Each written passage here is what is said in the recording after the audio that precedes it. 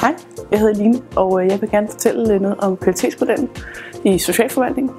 For den skal vi nemlig implementere i Center Campo.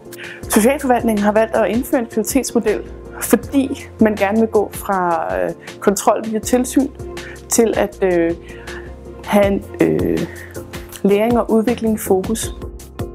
Det er rigtig vigtigt, at der er overensstemmelse mellem kvalitetsmodellens krav til det borgerrettede arbejde, kvalitetsbeskrivelsen og så den levede virkelighed derude. Og måden man tjekker, at der er overensstemmelse, det er gennem audit.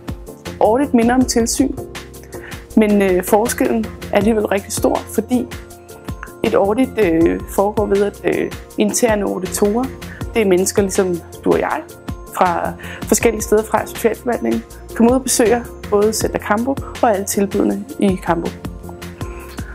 Under audit så vil auditorerne snakke med ledere og medarbejdere og beboere, og så vil de måske også læse en baggrundsbeskrivelse eller plejeplaner.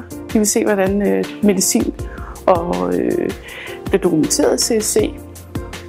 Jamen, jeg er interesseret i akkreditering, fordi at primær fokus på akkreditering, det er kvalitetsudvikling og kvalitetssikring.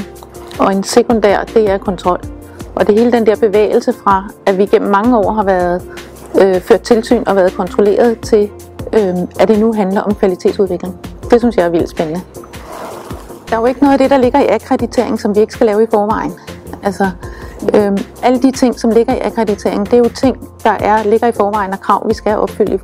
Jamen, jeg tænker i virkeligheden, at det er medarbejderne, der får allermest ud af det, fordi så den her akkrediteringsproces og beskrivelse, den må nødvendigvis udspringe i praksis, fordi at det hele skal kunne genspejles i praksis.